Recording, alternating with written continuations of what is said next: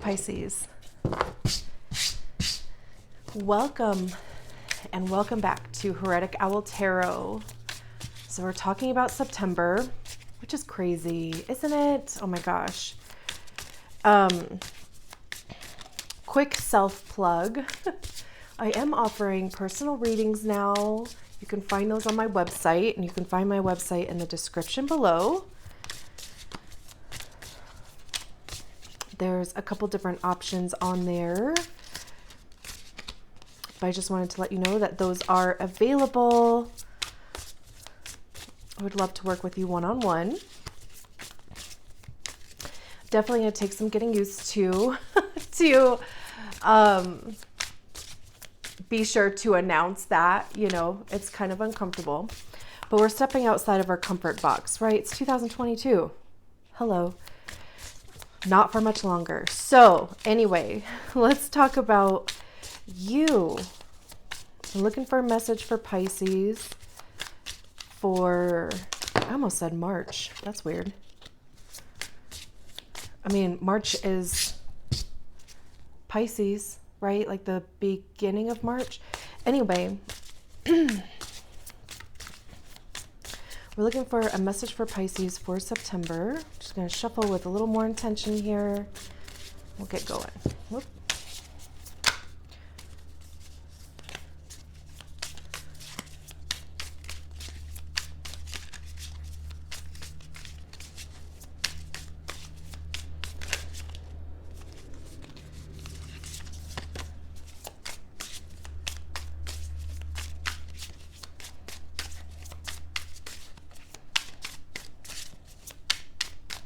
There we go.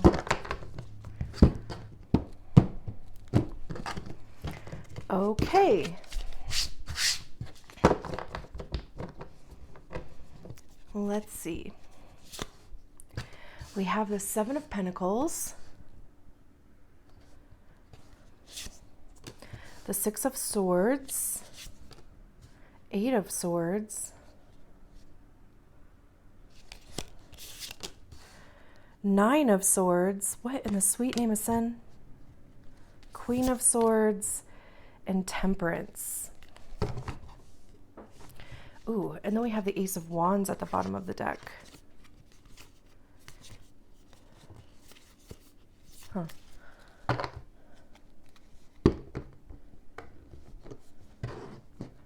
Okay. Okay.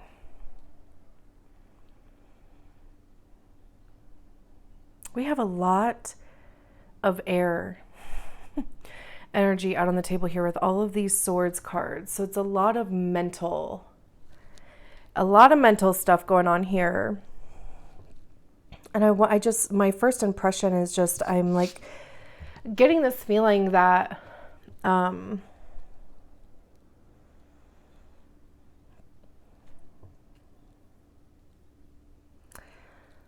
you're not satisfied with something. It might have to do with your work, what you're spending your time doing. The Seven of Pentacles. Pentacles are earth. It has to do with our time, how we spend it, how we save it. It has to do with our money, how we spend, how we get it, how we save it, how we invest it. It's also about our physical body. There could be something going on there. But with the Seven of Pentacles, you can kind of see this figure is either planting seeds or digging them up. And the Seven of Pentacles talks about reaping what you've sown. You know, it's seeing the fruits of your labor, but it's also like there's a patience factor. Like, you know, if you are trying to build a business, if you are trying to advance in your career, Pentacles are very slow moving, unfortunately. Because, you know, like once you plant something in the ground, you have to foster it, right? Like you have to water it, you have to tend to it, and have like kind of a consistent schedule with it, which takes some determination and commitment, right? There's also, a trust factor with that, because you have to trust that all of this time, all of this energy, all of the resources that you are investing into a thing will pay off. And, with it being paired with the Nine of Swords, it seems like there's a concern that it won't pay off.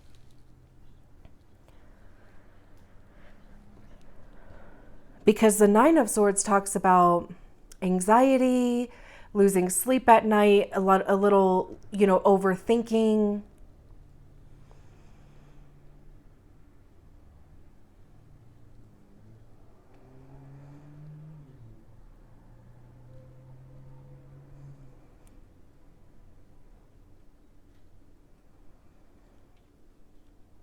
I mean, even just this imagery of, like this goose or whatever, just squawking at this character here.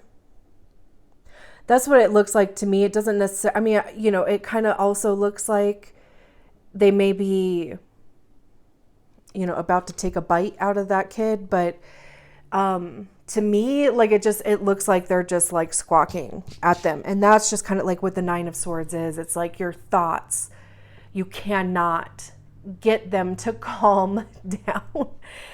And if anything, it's like coming up with every negative scenario, every which way that the Seven of Pentacles is not going to work out in your favor.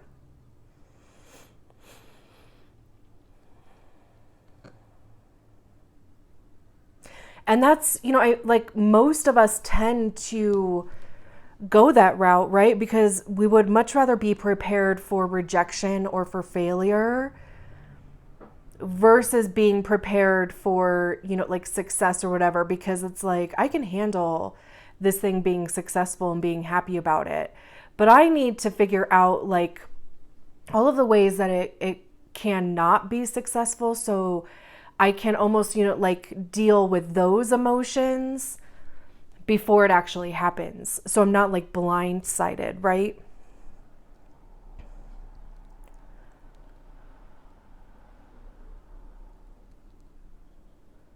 But I kind of love this pairing though, because it's also like you're still doing it with the Seven of Pentacles here. Like you're still nurturing a thing.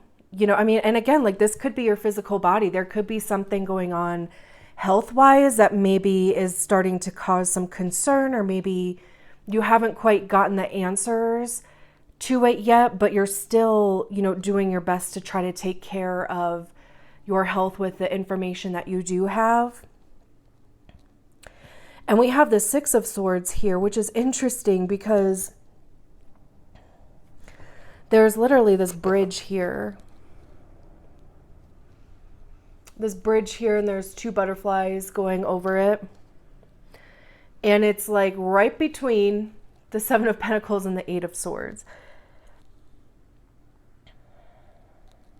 So there's clearly, like there's these two energies are being bridged here in some capacity. But the Six of Swords actually talks about moving away from a way of thinking. It's, going from a place of the Nine of Swords, like going from a place where it's negative. I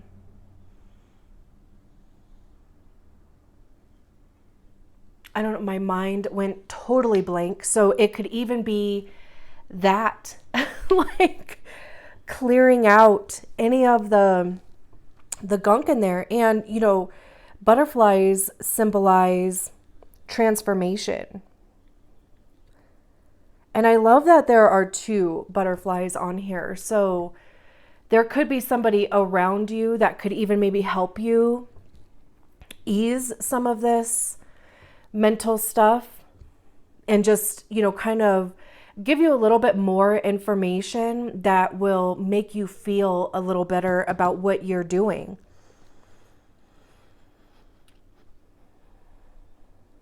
But it is going from one side to the other. So there is some sort of transition going on here. But also with it being paired with the Queen of Swords in this deck specifically, the Queen of Swords talks about taming your demons. You know, it's taming those self-sabotaging thoughts.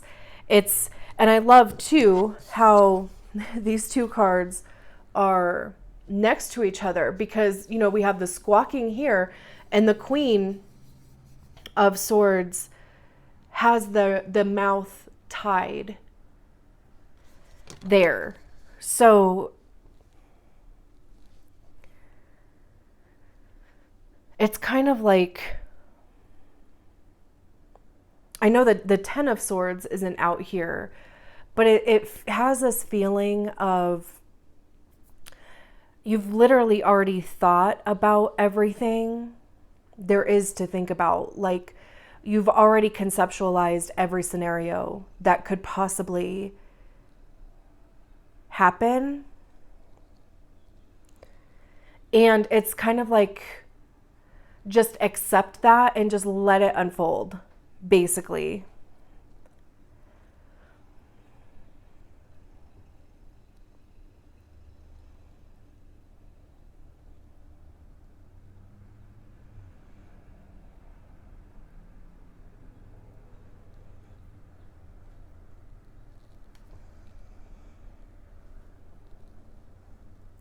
And then we have this Eight of Swords here.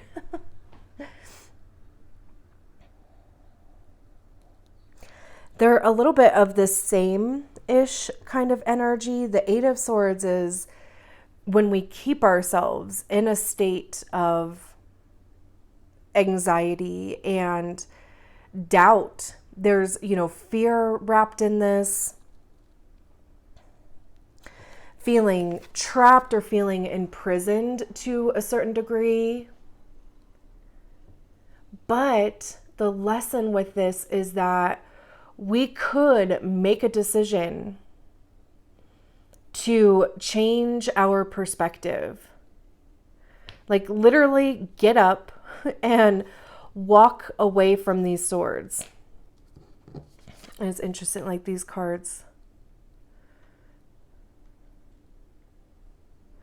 When we see it like that, it almost kind of seems like this little kid is protecting this one.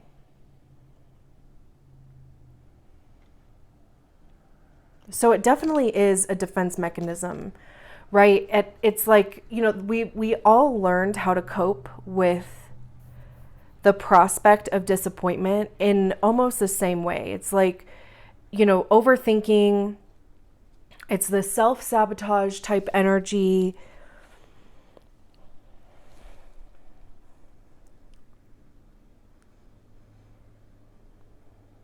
But we have Temperance here. And this feels like this beautiful, absolutely beautiful reminder that there are things going on in the background that we don't see.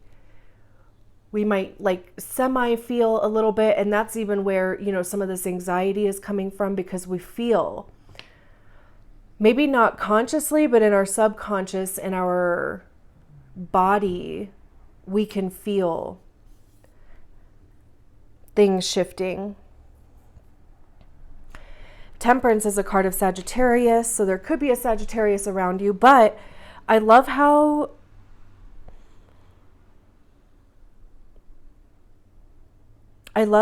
we end with fire. We have one Earth card on the table, which just tells me it has to do, like, this whole thing has to do with, like I said, work, your time, your resources, your physical body.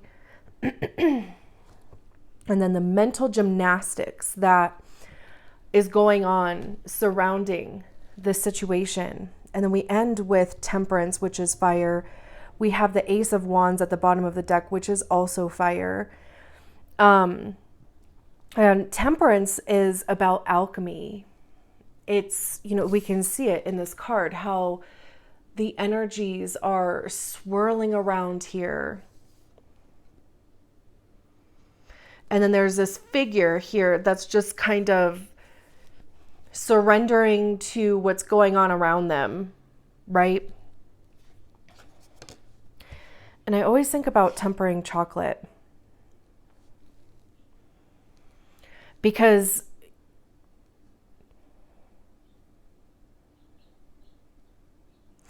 there's a very specific type of way to successfully do it, right? And there are certain steps that you have to take in whatever increments of time or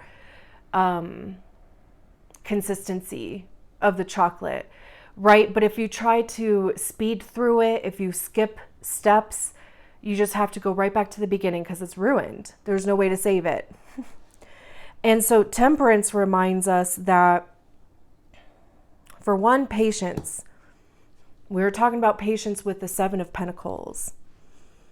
But also knowing that the energies around you are calibrating. They have to, right? Like any changes that we make to our lives, any, thoughts, we got tons of mental stuff going on here. And it's interesting that we don't even really have any cups on the table. So this is all in your head, which is a hard place to be in, right? But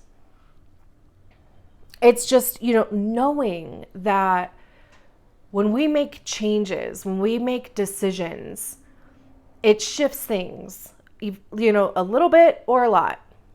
And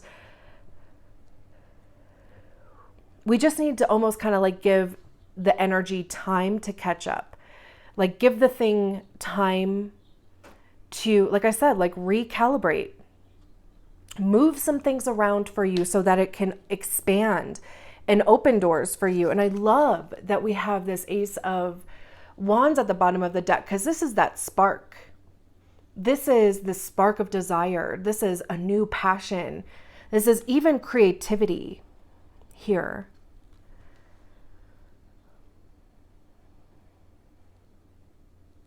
We have the Three of Pentacles that talks about planning and collaboration, even working with other people.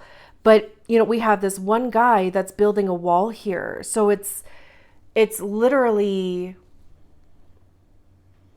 I want to say like stepping stones. It's putting one foot in front of the other, laying one brick at a time.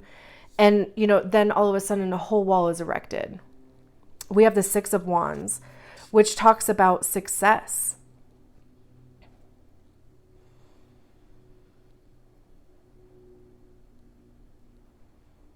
Harmony, balance. And then there's a Tower moment after that. So anything that no longer serves, it's going to go. That's all the Tower does. The Tower is not going to take out anything that is serving you or that is for your highest good. It could be timelines collapsing. It could just be, relationships that are just kind of hanging by a thread. And that can be anything from romantic, platonic to business. It can be behaviors, a way of thinking even.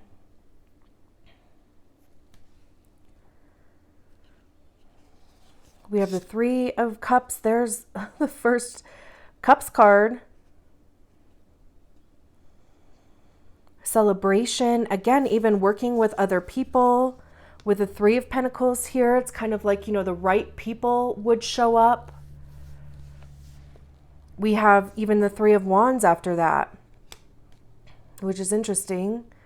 A lot of threes coming out.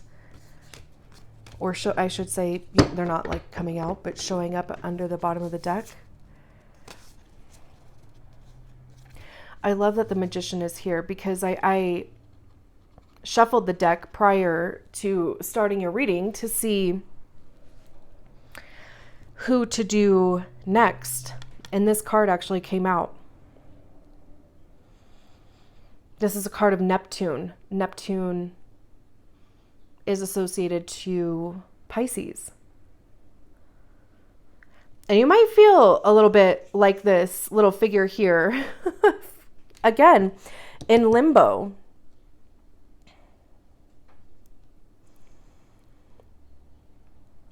And that could even be like what's causing the mental stuff, because it's almost kind of like, not again. Not again.